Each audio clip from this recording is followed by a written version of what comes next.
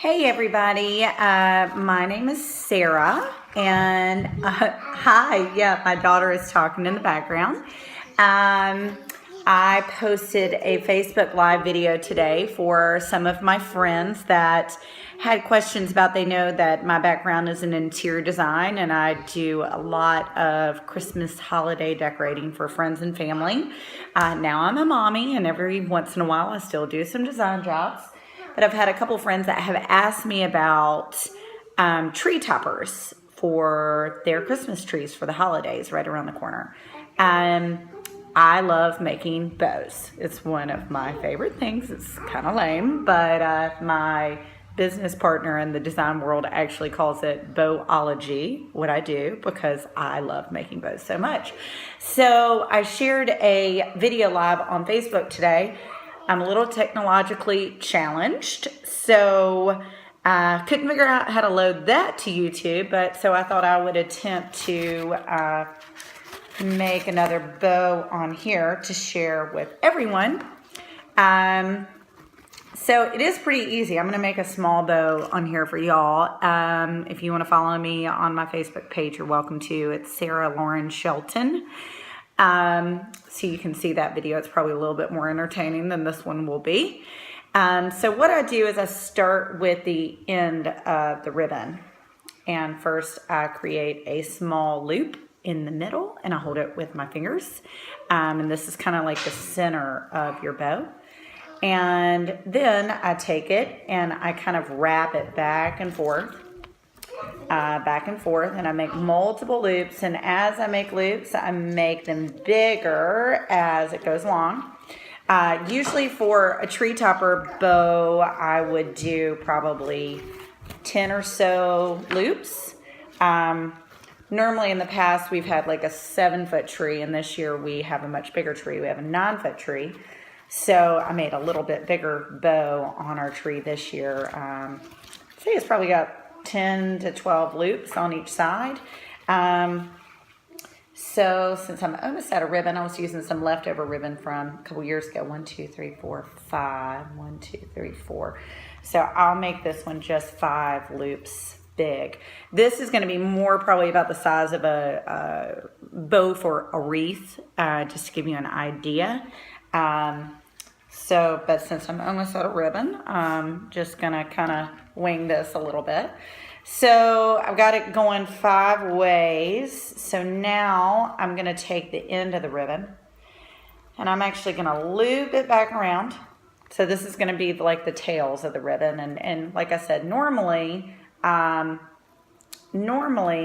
would make it much bigger than this, but this is just some leftover ribbon that I happen to have at the house. Make sure y'all see this. So it's got 5 loops and then the one in the middle. Well, where my fingers are located, then I would take some floral wire. This was used for my last bow that's crumpled up on the countertop right now. I take the floral wire and I put it through the center of the loop and then around the back through the tail loop. And I kind of pinch it together, and you want to pull this pretty tight. And I'm going to apologize in advance that my 3-year-old is in the background, and I have no idea what in the world she's going to do or say during this video, which might make it a little bit more entertaining and interesting. So then I just kind of like knot and twist the floral wire to get it tight. And I usually try to get it pretty tight on there. And then this third little bit of what I have left for the ribbon creates a third tail. Before I hang my bow on my tree though, I usually take the same ribbon that I've made the bow out of. And I'll do like a really, really long strand probably, and I fold it in half. So I'd say each of the halves is probably 10 foot long. And I take another piece of floral wire, and I'm going to grab a floral wire, another one, to show you. So I would take another long piece of the ribbon, and I would take a piece of floral wire, and I would kind of do the same idea. I would loop it through the top, and then create kind of a knot at the top. And I always attach that long streamer to the top of the tree. And that kind of creates just, you know, some extra fuller material in the tree. And then as it's cascading down the tree, I'll take parts of the ribbon and I kind of tuck it inside of the tree and use another piece of floral wire to attach it to inside branches. So it creates kind of loops inside of my tree, so I don't have to hang as many ornaments. And this year, with going from a 7-foot tree to a 9-foot tree, and with having a 3-year-old, I don't like to spend a lot of money on ornaments because typically she rips them off the tree and breaks them.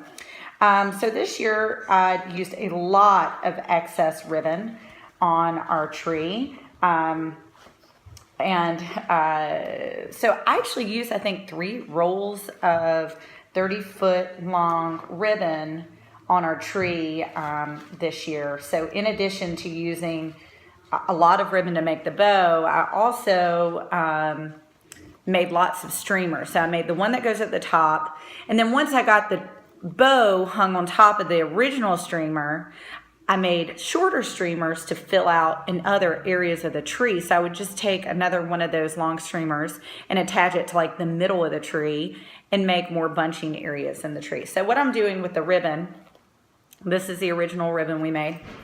I'm just pulling the loops out and making it fuller. And I do this a bunch, and usually I'll usually make bows for my tree and wreaths like every other year, and then I'll reuse them the following year, and I store them in my garage and put tissue paper in between the loops to kind of keep everything looking nice. Oh, and then on the streamer here, this big loop at the bottom, you can cut that. So that creates streamers on your tree. Do you want to say hi? Do you want to say hi? Say hi to everybody watching. Can you say hi? Hi. Hi, friends.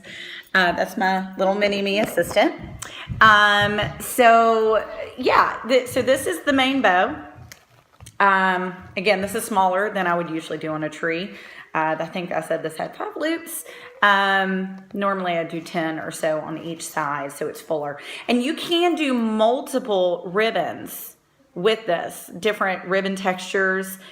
This year I just did burlap, and it's got a red stripe on it because I tend to have a lot of burlap stuff in my house. I'm kind of rustic, traditional feel. This is just leftover stuff that I had from before. One big tip though, you definitely want ribbon that has built-in floral wire. It kind of helps create these loops so that the big loops stay in place when you hang it on the tree. I would definitely do that. Do not get regular ribbon. It does not hold up as well. So now that I've shown you this, I'm going to show you my tree and how the streamers, if I can figure out how to turn this camera around. Of course I can't because I'm not good with technology. So I'm going to turn my phone around so I can show you the top of my tree. There is the burlap with a red stripe ribbon that I did. And so that's multiple streamers that are in there. So I've taken the ribbon and tucked it inside of the tree. I don't know if y'all can see that. Tucked it inside the tree and used floral wire to kind of keep it in its place. So there's the big tuck over there. And then I wrapped it back around some decorative things that I have on the tree. And you can see in the background I have burlap ribbon on my garland. I got this garland. It's awesome. It's magnolia leaves with pine cones from Balsam Hill, and it's incredible. I just got it this year. So just to show you, I did burlap ribbons on my garland. And those are tied a little bit different than a tree topper bow. But just wanted to show y'all how to do that. I know that's a big thing that's researched this time of year when everyone's getting their Christmas trees.